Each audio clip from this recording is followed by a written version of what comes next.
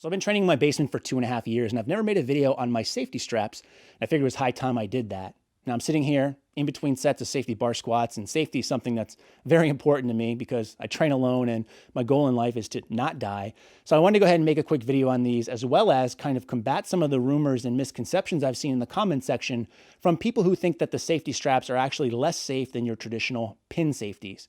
So I'm going to go ahead and highlight 3 main reasons why I would go with straps if you're looking to purchase a new rack and are looking at different safety options.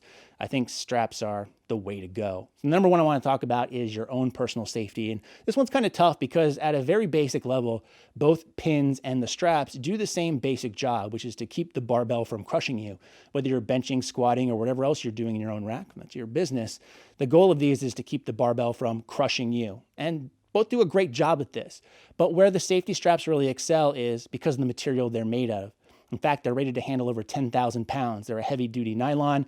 And the nice thing about them, too, is they're not very taut, meaning that there's a little bit of give to them. So if you were to fail a lift on, let's say, a squat, and you have a heavy loaded barbell and you have your normal pin safeties there, there's going to be a big impact when that metal hits metal. There's going to be some reverberations or some other scientific stuff that I don't really know what the hell means, but it's going to take a lot out of you. As opposed to the safety straps, because there's a little bit of give, they actually absorb some of that impact and make it not as tough. And this is really nice. It's also nice in this fashion because of the way that they are is you can actually set them to a point where you're safe, but they still have a little bit of protection there and there's a little bit of give, but they don't mess up your set. I know personally when training, if I've ever hit the pins during a set, it really throws me off and there's a good chance that I'll fail that rep or have to end the set early. It's not the case with the straps themselves. The also material holds up very well over time. As you can see here, I've been using these for 2.5 years and there's very little evidence of any damage, despite the fact that I use some pretty knurled bars.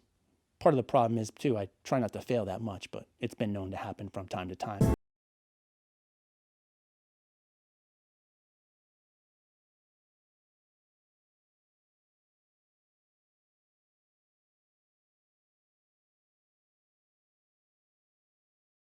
Number 2 is not only safety for yourself, but safety for your equipment. Now, I've invested a lot of money in my own home gym, and I'd like to protect my investment. The problem with pins is, again, if you're taking a lot of impact metal on metal, not only do you risk damaging the pins themselves, which isn't really a big deal because they're not that expensive, but you can also damage your barbell and other equipment depending on how bad you fail. And I know for me, having invested several $100s into my barbells, I don't want that to happen. I also blame Jonnie Candido a lot for this because when he came out with his squat program a year or 2 ago, he had a lot of pin squats in there, and I've seen a lot of people turn regular barbells into Duffalo or Buffalo bars by accident.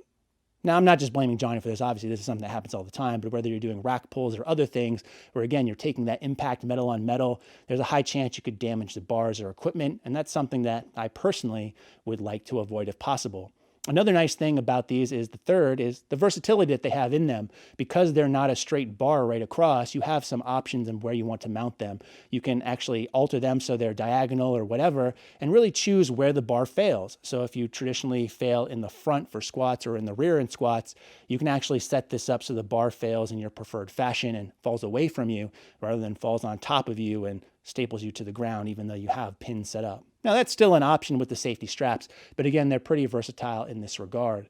Also, because again, they can take a lot of impact and not really have a lot of vibrations go through them or mess up your bar or the pins, I found they were pretty useful for some unique exercises like these bent over rows that are kind of like a pendlay fashion, or if you're doing things like rack pulls, pin squats, or pin presses, they're also going to be pretty unique in that regard as well. So for me, I definitely think that the straps are a better option for most people. One of the nice things that if you're ordering through a company like Rogue, which I tend to talk about a lot, is the fact that traditionally the racks you order do come with pins as standard, but you can upgrade, and what they'll do is they'll discount the price depending on exactly which version of the straps that you want.